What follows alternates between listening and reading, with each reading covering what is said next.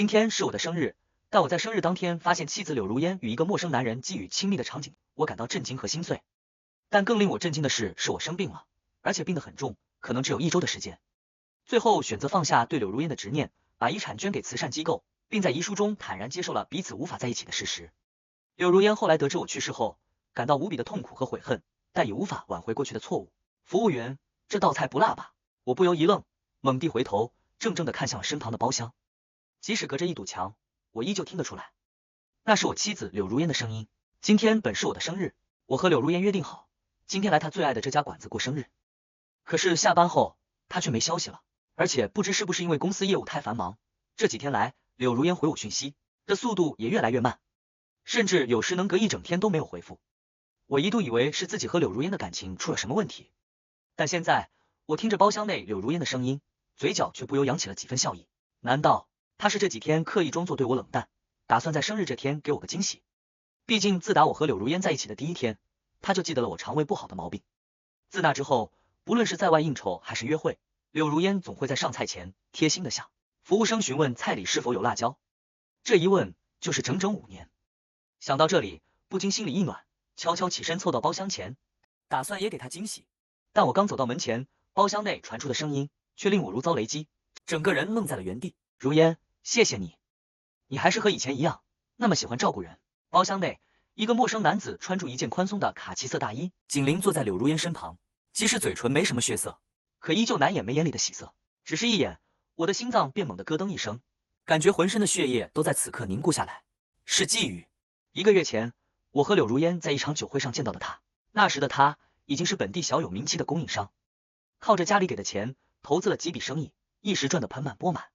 也是那天起，季宇和柳如烟的来往变得频繁了不少。每次公司重大项的推进，背后总少不了季宇的身影，而他跟我的交流也越来越少。我虽然也曾经有过怀疑，但2人除去工作外，几乎没有别的联系，甚至即使是在媒体面前，也很少同框出现。我虽然也曾经有过怀疑，但2人除去工作外，几乎没有别的联系，甚至即使是在媒体面前，也很少同框出现。但现在，柳如烟却紧紧挨着季宇，甚至还贴心的问了几口，生怕对刚做完手术出了什么事。我看着柳如烟那有些紧张的表情，大脑顿时一片空白，他们怎么会出现在这里？柳如烟又为什么这么关心季宇？时间，无数的疑惑犹如枪林弹雨朝我袭来，一个荒唐的念头更然从我心头冒出。难道柳如烟她出轨了？正当我愣神之际，包厢内季宇却摆了摆手，轻笑道：如烟，我就是阑尾炎做个小手术而已，不碍事。倒是你，最近几天跟我应酬，憔悴了不少。我听着包厢内传出的声音，不由得长出了一口气，重新坐了下来。原来是我误会了，这只是一次再普通不过的商业会谈罢了。我看着包厢内柳如烟那认真的神情，不由苦笑。我们毕竟是5年的夫妻，她的性子我最清楚不过。柳如烟是个较真的人，不论做任何事，她都几乎力求完美，不愿留下一丝遗憾。为了照顾柳如烟，我几乎将自己全部的时间和精力都留给了她，甚至一度牺牲了自己的前途，只为了不让她受到半点委屈。如今公司蒸蒸日上，正是享受得来不易的生活的时候，她又怎么可能会对别的男人动心？我整理了下自己的衣领，刚准备起身进去打个招呼，但柳如烟接下来的话却如同一道晴天霹雳，将我所有的骄傲轰成了渣，当场愣在原地。什么叫小手术？都什么时候了，你还在逞能？供应商的事情我来负责，你先把身体给养好。包厢内柳如烟语气焦急，拍着桌子站起身来，一副恨铁不成钢的模样。但我望住她那气愤不已的样子，却怔怔的愣在了原地，就连水洒在了身上都没能察觉。结婚5年，这是我第一次见她住急的样子。在我记忆里，柳如烟始终是一副冷傲如雪的样子，从容镇定，却也有些薄情。3年前，我为了先一步从竞争对手那里抢到订单，冒着暴雨连夜打最近的一趟航班飞往外地，但刚起飞没多久，飞机就遇到了罕见的风暴，不得不偏离了航线，跟机场失去了联系。在失联的情况下，更是整整延误了8个小时，飞机才平安的抵达了附近的机场。一下飞机，迎接客舱乘客的几乎都是他们的亲属，纷纷抱在一起痛哭流涕。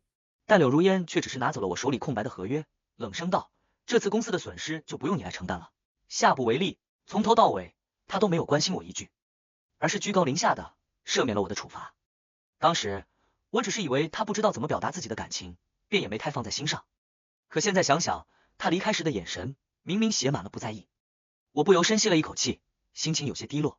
可包厢内季宇的话却直接将我的心揪到了嗓子眼。如烟，你放心吧，比起这个，你跟他谈好，什么时候离婚了吗？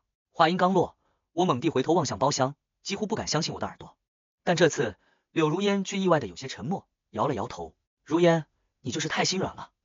那废物有什么好的？身份、财富、地位，他能给你什么？如烟，他真的配不上你。但我看住季宇那义愤填膺的模样，心中却不由冷笑一声。我和柳如烟之间的感情早已超越了生死，又岂是这些身外之物能比拟的？但令我没想到的是，柳如烟却咬紧了下唇，欲言又止。半晌，柳如烟这才低声道：“离婚不是儿戏，你等我再考虑一下。”我听着柳如烟的话，只觉胸膛像是被人重重的捶了一下，不敢相信自己的耳朵，他居然真的打算跟我离婚。一路走来，我自认为和他早已不分彼此，但如今看来，这一切似乎只是我一个人的自作多情。我攥紧了拳头，转身提着蛋糕便跑回了家。我望着客厅中央那幅我和柳如烟的结婚照，心中却是说不出的苦涩。不论如何，等他回来，我都要跟他把话说清楚。可令我没想到的是，这一等就是凌晨。蛋糕上的蜡烛早已燃尽，我望住窗外的点点繁星，一想到柳如烟关心寄语的样子，心中便说不出的苦涩。或许今晚他不会回来了吧？我长叹一声，望住空荡荡的家，摇了摇头。正起身准备休息时，门却开了，只见柳如烟身上带着几分酒气，摇摇晃晃的走到了客厅。我看着她脸上微醺的醉意，心里却是说不出的苦涩。我记忆里，柳如烟最讨厌的就是酒，即使是在外应酬，客户用订单要挟，她也几乎滴酒不沾。可今天，她却喝得半醉。我深吸了一口气，攥紧了拳头，低声问道：“如烟，你怎么才回来？我等你很久了。”可听到我的话，柳如烟却只是瞥了我一眼，漫不经心的坐在沙发上，给自己倒了杯水。等我干什么？应酬到什么时候？我又不能决定。你困了自己去睡不就行了？我看着他那毫不在意的模样，心中愈发难受。他似乎忘了，今天是我的生日。我强忍住情绪，小声提醒：“如烟，你不觉得自己忘了点什么吗？”但柳如烟却皱紧了眉头，低头看了眼蛋糕，不耐烦道：“多大的人了，还跟小孩似的吃蛋糕？”贺川，我很累，公司还有很多事，我没空陪你猜什么谜语。柳如烟语气散漫，眼眸里更是写满了不耐烦。我看着他这副漫不经心的样子，心中却是说不出的苦涩。当初我们结婚时，哪怕是我的随口一句话，柳如烟都会铭记在心。只是过去7年，她却连我的生日都忘了。这一刻，我再也压抑不住心中的不甘和愤怒，将桌上的水杯静止砸在了地上。你指的是和季宇在餐厅约会吗？这句话我几乎是吼出来的，似乎是第一次见我发怒。柳如烟先是一愣，紧接住却架起了胳膊，皱眉道：“贺川，你跟踪我？”我听着柳如烟的质问，却如遭雷击，久久没能回过神来。我万万没想到他会是这样一个反应，即使做错了，也从来不愿意低下他高傲的头颅解释一番。我深吸了一口气，这才将情绪平复了一些，咬牙道：“如烟，你就没什么想解释的吗？还是你也觉得我只是个吃软饭的废物，根本配不上你？”可柳如烟却只是瞥了我一眼，又坐回了沙发上，不屑道：“清者自清，而且就因为这个，你大半夜跟我发神经吵架。贺川，你不觉得你现在太无理取闹了吗？”急住酒劲，柳如烟顺势拿起了我的生日蛋糕，径直摔在了地上。我顿时气愤不已，死死地盯着柳如烟。谁叫你把它丢了的？似乎是第一次见我如此生气，柳如烟先是一愣，后心虚道：“丢就丢了一个破蛋糕而已，值几个钱？”说罢，柳如烟便从包包里取出一张银行卡，重重地摔在了我面前。我看着他那盛气凌人的模样，却只觉得心寒。当初公司刚成立，我为了能拉来业务，整天在外奔波应酬，就算快要把身体给熬坏，我也从未抱怨过一句。如今柳如烟却选择用金钱来搪塞我，觉得我是累赘。我攥紧了拳头，深吸了一口气，气愤道：“柳如烟，今天是我的生日。”闻言，柳如烟先是一愣，随即咬紧下唇，冷声道：“那又怎么样？算了，我今天不想跟你吵架，你还是好好冷静一下吧。”说罢，柳如烟丢下一笔钱，转身就离开了家。望着他逐渐远去的背影，我的胸膛却突然一阵悸动，两眼一黑，失去了意识。等我再醒来时，已经浑身插满了管子，躺在医院的病床上。贺先生，你恐怕没有多少时间了。病房里，医生拍了拍我的肩膀，轻叹一声走了出去。我看着手上的诊断书，不由攥得更紧了些。医生说，我不知为何心脏衰竭，全身的器官老化，如果不立刻做手术，很可能会活不过这个冬天。但我却再清楚不过，这一切都是我和系统交换付出的代价。5年前，我意外穿越到了另一个世界，耗费了数年攻略了柳如烟，才有了回到现实世界的机会。可系统告诉我，由于任务结束，为了消除对这个世界的影响，柳如烟很快就会遭遇车祸，被系统强制抹杀。我纠结了3天3夜，最终选择带住他一起前往现实世界，这才救下了他的性命。这本是系统不允许的。可数年的攻略，我发自真心的爱上了他。那天，我以自己下半生的生命为代价，将柳如烟带回了现实世界。那时的他几乎就像是一张前进的白纸，面对我所在的这个现代社会，显得格格不入。是我不厌其烦的一点点教他读书识字，一点点教他使用手机电脑，一点点带着他融入了现代社会。为了维护他的自尊心，我甚至拿出了家里全部的积蓄，为他创立了一家公司，不分昼夜的陪助他创业，鼓励他，呵护他。他才得以在短短5年的时间里，从一个无知的少女蜕变为如今人人羡慕垂青的冷傲总裁。我给予他的远远超过了这世间任何的财富和地位。可自那之后，我的身体却每况愈下，尤其是这几年，每天早晨起床时，我都会莫名的一阵心绞痛，有时甚至痛到难以呼吸。为了不让柳如烟担心，我总是提前她半小时醒来，直到恢复后再做好早餐叫她起床。可就连我自己都没想到，这一天会来得这么快。顾不得昨日和柳如烟的争执，我掏出手机直接打给了她。如烟，你听我说，我现在人在医院，你能不能……但还不等我说完，电话那头却传来了一阵拍桌子的闷响。贺川，你到底有完没完？一会儿跟踪我去餐厅，一会儿又跑去医院，你又是打算闹哪样？公司现在1分钟好几万上下，我没空跟你过家家。说罢，柳如烟便重重的挂断了电话。我苦笑一声，时至今日，她仍旧不理解我，甚至不愿意听我把话说完。系统，我还有活多久？半晌，系统才慢悠道，运气好的话，兴许还有1周时间。看在你之前完成任务的份上，我可以帮你转生到别的世界，重新开始任务。我点了点头，望住窗外的飞雪，感慨万千。在上一个世界，我为了攻略柳如烟而活，这5年，我为了照顾她而活。这最后的时间里，我打算放过自己，不想留下什么遗憾，只想为自己活。贺先生，你疯了吗？你现在不立马手术，身体随时会出问题的。可是我对医生的呵斥却是置若罔闻，不顾护士的阻拦，直接拔掉了手上的输液管，连手机和外套都来不及拿，便匆匆离开了医院，赶到了公司。这里有着我这5年全部的心血。我径直走到办公室，透过公司账户转走了那笔本就属于我的钱，打算在死前全部捐给贫困山区的孩子。在遇到柳如烟前，我就资助过不少学生，如今这也算是我能为这个世界最后能做的事情。但还不等我回过神来，门外柳如烟怒气冲冲的闯了进来，揪住了我的衣领，一把抢走了我的手机。贺川，钱对你来说就那么重要吗？我告诉你，你今天要是不把话给说清楚了，你1分钱都别想带走。我看着柳如烟那气愤的模样，心却像是被狠狠的掐了一把，下意识喊道：如烟，你别忘了，是我带你来的这个世界，如果不是我救了你，你早就死了。可话音刚落，不知哪个字踩到了柳如烟的雷点，她顿时站了起来，给了我一耳光。贺川，你变了，变得这个世界一样，令我恶心。没有你，我在原来的世界只会活得更好。我听着柳如烟的话，瞳孔猛地一缩，原来一切都是我在自作多情。这一刻，我心中的气愤、不甘、委屈顿时烟消云散，我不由闭上眼，深深吸了一口气。在看向柳如烟时，我眼神里只剩下了冰冷。我明白，当初那个体贴入微的柳如烟，那个紧紧拉着我的手，不愿我离开半步的柳如烟，那个誓死也要跟我一生一世柳如烟，如今已经连同我的心彻底死在了过去。只是不知道，当他知道我为了救他即将身死时，他的脸上又会是什么表情？正当我感慨之际，柳如烟却对我的沉默愈发不满，走到我面前，居高临下地指责道：怎么，现在知道自己理亏，不敢说话了？你当初带我来这个世界时，你怎么跟我说的？你说你会对我好，对照顾我一辈子，现在你对得起我吗？但还不等柳如烟说完，下一刻，他的电话却突然响起。是贺先生的家属吗？他现在随时会有生命危险。由于是周末，办公室安静的出奇，连我都听得清楚，电话那头是医生的声音。我知道，我的匆忙离去，很可能在医院里引起了一阵恐慌。可柳如烟却先是一愣，却像是没听清一样，紧皱着眉头，又开口问了一遍：你说贺川他怎么了？电话那头，医生急忙将我的病情又说了一遍，再三吩咐柳如烟赶紧拿着钱，赶紧来医院手术，只有这样才能让我多活一阵子。可面对医生的叮咛，柳如烟却只是瞥了我一眼，不屑的冷笑一声。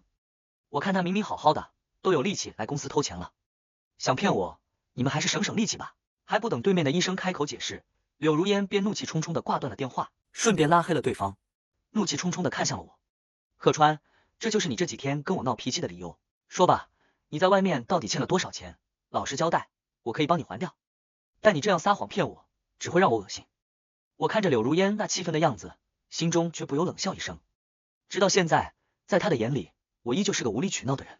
5年的时间早已冲淡了我们之间的感情，只剩下了柴米油盐和数不清的猜疑。我知道我们的感情彻底走到了尽头。我深吸了一口气，面色平静地看向了柳如烟。回想起过往我和柳如烟的点点滴滴，最终也只是化作一声轻叹。柳如烟，你终究是变了。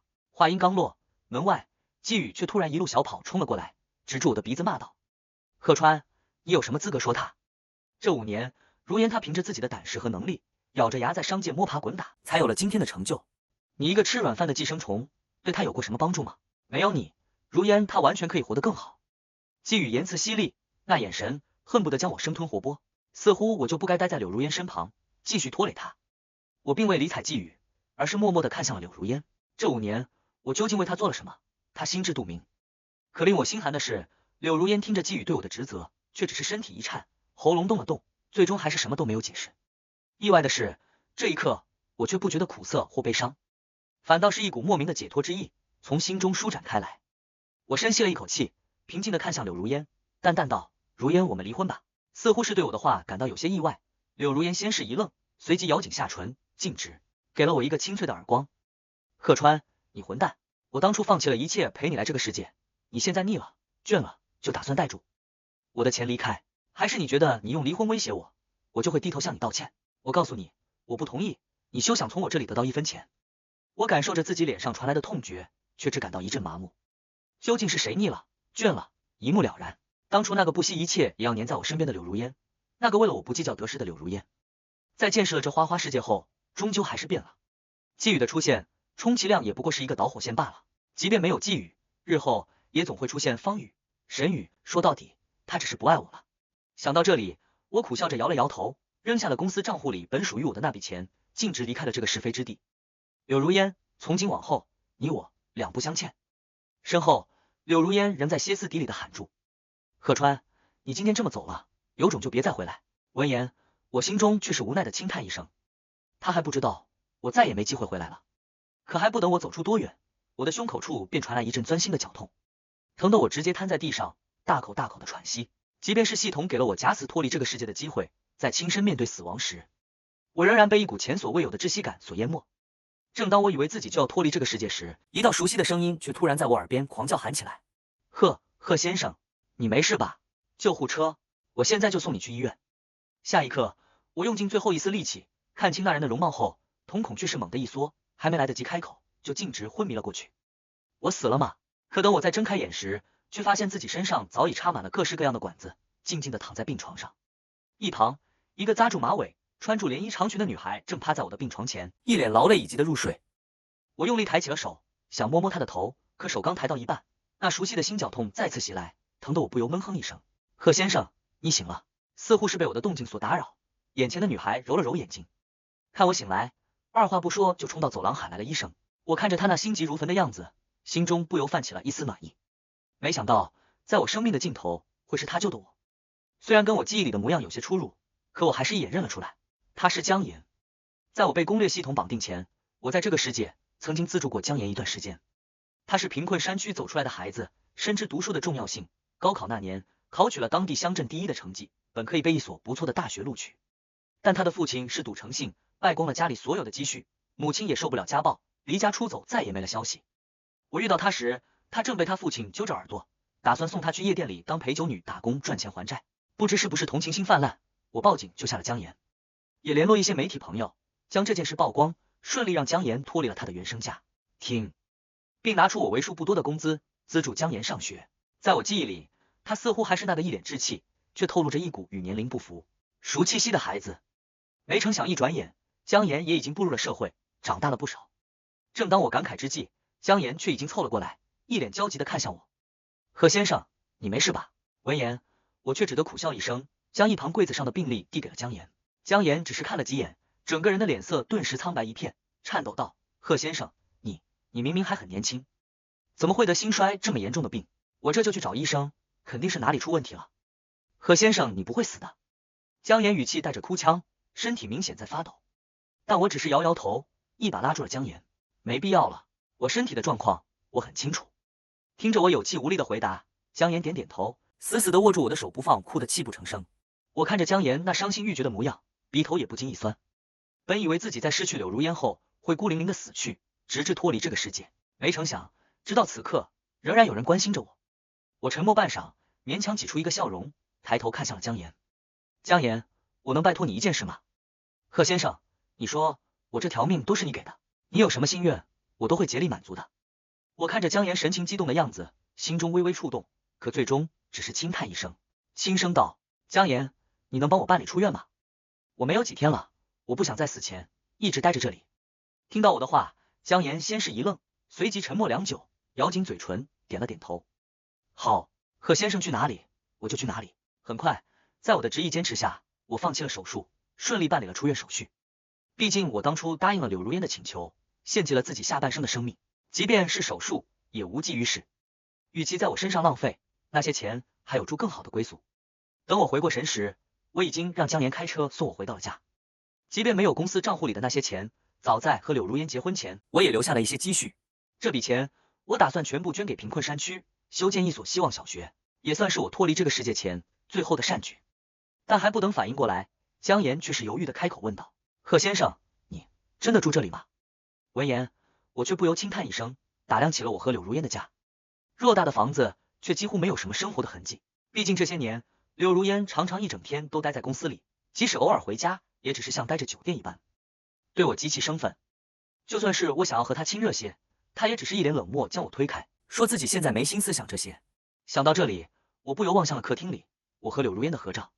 照片里，她笑得像是得到了全世界，紧紧地依偎在我怀里。那是我们结婚1周年时拍下的照片。曾几何时，这个家也很温暖。柳如烟刚来到这个世界的那一年，对一切的事物都充满了好奇心。我带着她读书识字，带着她逛遍了游乐场，吃遍了她从未尝过的新奇美食。那段日子里，是柳如烟笑得最开心的时候，直到现在我都还记得她第一次坐上旋转木马，开心的手舞足蹈的样子。但现在，那张合照早就像我们之间的感情一样，积满了灰尘。半晌，我收拾好了行李，摇了摇头，心中再无一丝波澜。我太累了，在最后的时间里，我只想不留遗憾的离开。但我刚要离开，房间的门把手却突然转动，随着房门打开，柳如烟望住我和身旁的江岩，顿时瞪大了双眼。贺川，你太令我失望了。柳如烟先是一愣，随即攥紧了拳头，义愤填膺的揪住了我的衣领。好呀，我说你最近怎么老要钱，还打算跟我离婚？原来是在外面勾搭了别的女人。贺川，你对得起我吗？我静静的看着柳如烟，她的眼神里充满了嫉妒和疯狂，早已没了当初那温柔似水的模样。但事到如今，我也懒得再跟她解释什么。我们之间早在这5年中悄无声息的埋下了怀疑的种子，不论我说什么，柳如烟都不会听得进去。想到这里，我冷冷的瞥了她一眼，拉着江岩就要离开屋子，似乎是看我拉住了江岩的胳膊。柳如烟先是一愣，而后整个人就像是红了眼的兔子一般，咬牙切齿道：贺川，你闹够了没有？你就因为这个女人就要跟我离婚？我看着柳如烟那气急败坏的模样，却只是冷冷道：你有什么资格说我？在餐厅的时候，你对季宇又是怎么说的？听到我的话，柳如烟顿时瞪大了双眼，震惊道：你都听到了。可是我却懒得理睬，拉着江岩就要离开。但柳如烟却神情激动的挡在了门前，激动道：贺川，你别用你肮脏的思想揣测我。季宇他是对我有意思，可我跟他合作，不代表我就接受了他的感情，我都是为了家。没有我这几年的付出，你现在能住在市中心的这套房子里。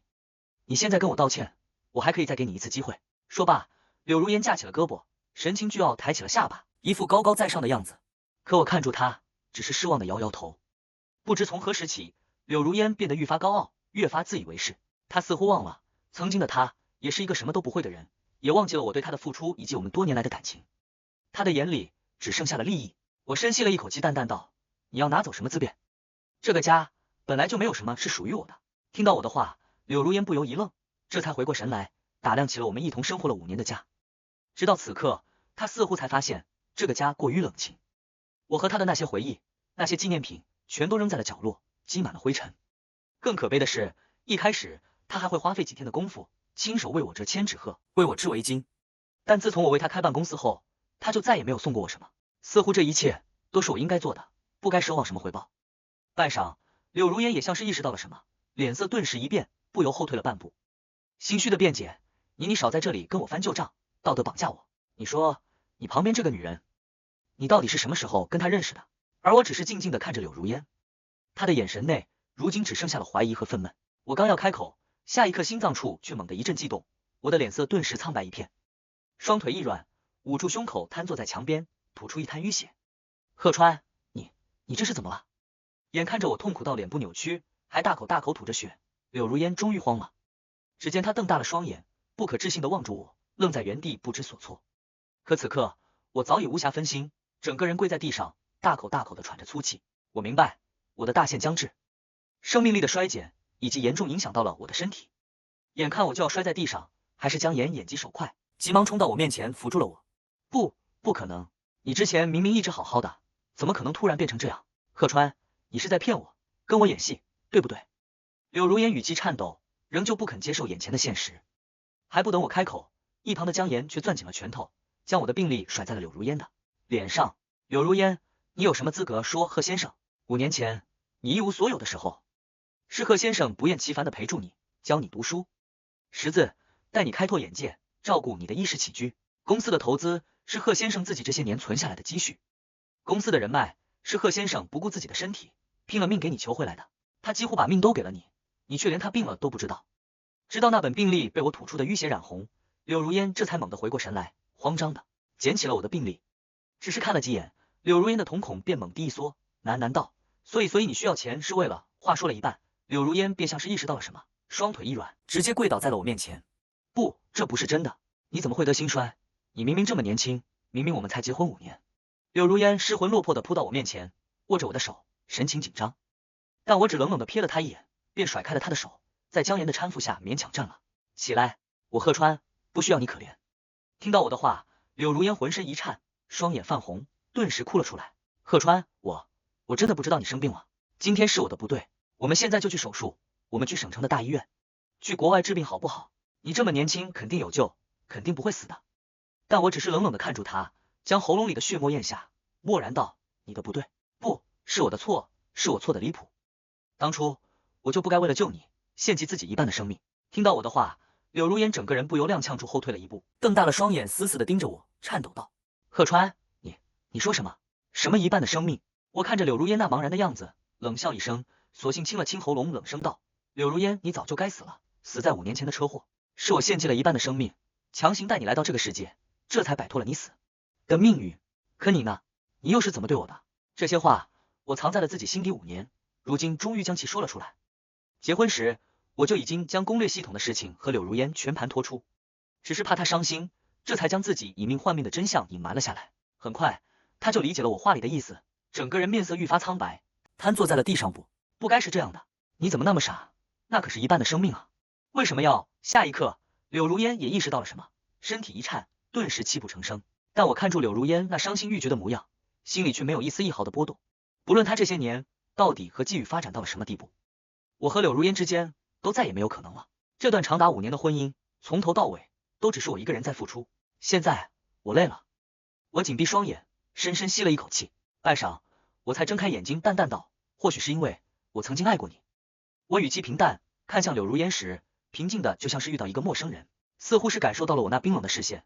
柳如烟身体猛地一颤，下一刻她又像是想起了什么，慌张的翻找着自己身上的口袋，可却始终一无所获。哪里？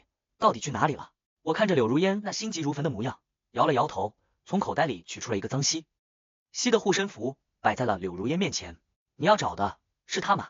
那是之前柳如烟离开家时丢在楼道里的护身符，那是她刚来这个世界时我送给她的礼物，也是我母亲过世前最后留给我的遗物，希望我能平安长大。当初柳如烟刚来到这个世界，我怕她出什么意外，便将母亲留给我的护身符送给了她。于我而言，它的价值根本无法用金钱衡量。此刻的护身符却挂满了污渍，就像我和柳如烟之间的爱情彻底变了。我深吸一口气，平静道：柳如烟，你知道吗？这枚护身符是我母亲的遗物。看着我手里满是污垢的护身符，柳如烟张了张嘴，可却什么也说不出来。我看着柳如烟那颤抖的身体，眼神里没有丝毫的怜悯。我照顾了她整整5年，为了她，我几乎献出了我能给她的一切，但她却在见识到更广阔的天空后，愈发的嫌弃我，甚至想要将我甩在身后，一把推开。我轻叹一声，收起了护身符，转身就要走，但柳如烟却低着头，死死的堵着门口，激动道：贺川，是我没有照顾好你，我不奢求你的原谅，但你跟我去医院好不好？你的生命最重要。但我只是冷冷的看他一眼，冷哼一声。我看，在你眼里，公司才是最重要的吧？我这种吃软饭的累赘，就不劳烦刘总了。刘总还是和你的季先生一起约会，谈生意去吧。闻言，柳如烟顿时憋红了脸，支支吾吾道：我只是想利用季宇拓展业务，我和季宇之间什么都没有发生。贺川，你要相信我。但还不等柳如烟说完，我便冷声打断了他，从包包里取出一份文件，直接扔在了地上。你要我相信你，可你又什么时候相信过我？对了，我还要提醒刘总一句，季宇的公司早就传出丑闻暴雷，急需一笔款项还债。你以为他真的是爱你吗？听到我的话，柳如烟顿时愣在原地，半晌才捡起了地上的文件。很快，他的脸色变了又变，最终化作了后悔。贺川，我错了，我真的错了。你能不能再给我一次机会，就像以前那样？我看着柳如烟那希冀的眼神，摇了摇头，径直摔门离去。我们回不去了。刚从家里出来，那股庞佛要将我撕成碎片的痛感，顿时又席卷我的全身。贺川距离脱离这个世界，脑海中系统的声音久违的响起。我苦笑着点点头，倚靠在座椅上，贪婪的吸收着氧气。良久，我才回过神来，一旁的姜妍却早已哭得梨花带雨。贺先生，真的没办法了吗？我勉强挤出一个笑容，抬起手擦去了他眼角的泪痕。从今往后，你要一个人照顾好自己。当晚，我就被迫转入了医院的加护病房。心脏衰竭引起的多重器官衰竭，痛得我一呼一吸都像是蚂蚁在啃噬我的身体，难以入睡。夜深时，我倚靠在病床上，却在窗外看到了一抹熟悉的身影，正是柳如烟。只是令我有些意外的是，她那一头亮丽的长发，竟在一夜之间染上了几缕白发。跪在医院楼下，不停地对着我的方向磕头道歉。直到第二日清晨，她磕破了脑袋，在寒风中晕了过去，这才被医生拉走。但我从头到尾没有多看一眼，迟来的深情比草贱。我和柳如烟本来可以拥有一个短暂却又幸福的结局，是她亲手毁掉了这一切。天蒙蒙亮时，窗外下起了雪，我不顾医生的阻挡，执意让姜妍推着轮椅带我去外面看看初冬的第一场雪。贺先生，你看这雪多漂亮！贺先生，贺先生。等我再睁开眼时，我早已换了一具崭新的躯体，站在街上感受着初雪的景色。正当我好奇系统为何没有提醒我任务时，身后一只手却悄然落在了我的肩上。贺先生，你好啊！我先是一愣，随即转过身子，怔怔地看住眼前的姜妍。你怎么会在这里？但姜妍却紧紧握住了我的手，对我莞尔一笑。贺先生，你忘了吗？我说过，不论你去哪里，我都会一直陪住你。我献祭了一半的生命，这一世由我来攻略你。重生之后，我每天和姜妍都过得很开心。直到某一天，我自己一个人在百货公司逛逛，却没想到会在这里遇见那个曾经与我纠缠不清的女人柳如烟。一股熟悉的感觉突然袭上心头，随着那道视线转过身，我瞬间看到了站在喷泉旁的柳如烟。她的目光充满惊讶与不安，像是看到了不该再出现在她生命中的鬼魂。我心中没有太多波澜，依然平静地与她对视，但内心深处却闪过一丝复杂的情绪。贺川，他的声音颤抖，满是无数的疑问与震惊。他的脸色苍白，显然对我的出现毫无准备。我微微一笑，语气冰冷如常。柳如烟，好久不见。我刻意让语调保持平淡，掩盖内心的情感波动，看着他的嘴唇微微颤抖，似乎想说些什么，却犹豫不决。终于，他忍不住问道：你怎么会在这里？你不是……我冷笑了一声，打断了他的话。死了。语气中透着冷酷，眼神里流露出一丝冰冷的嘲弄。没错，我本来应该死了，但姜妍为了救我，付出了自己一半的生命。我平静地说着，仿佛这只是一件平淡无奇的事。看到柳如烟的脸色瞬间苍白，眼眶也渐渐红了起来。姜妍的名字显然触动了他内心最深处的愧疚与痛苦，但我没有打算轻易让他过去。贺川，我有件事必须告诉你。他的声音低沉而颤抖，眼中充满了懊悔和挣扎。季宇已经死了，其实是我故意陷害的。我设计让他的公司倒闭，逼他走上绝路。当初我只是想跟他合作才靠近他，其实我真正爱的人是你。当他说出叫我跟你离婚时，我回答他离婚不是儿戏，你等我再考虑一下。其实心里想着我怎么可能会跟你离婚，你才是我真正爱的人。他的语气虽然平静，却像一根针刺入我的心底。我沉默地看着他，眼神变得锋利，内心深处抑制不住的失望与愤怒涌上心头。我曾试图将这一切埋藏在过去，试图忘记他和那段痛苦的经历，但他现在所说的一切却让过去的伤痕再次浮现。我冷冷的开口：柳如烟，有些错误是无法弥补的。我已经不再是从前的贺川，而你也不再是我所爱的人。看着他泪水无声的滑落，我依然冷淡。他伸手想抓住我的衣袖，但我只是静静的站着，没有任何动作。这段感情早已无法回头，过去的一切已成为我心中无法跨越的深渊。然而他并没有放弃，他擦去脸上的泪水，语气坚定，但我还是会继续追求你，鹤川。即便我们无法回到过去，我也愿意花这一生守护在你身边。就算追不到你，我也不会再和别人谈恋爱。我的心永远只属于你。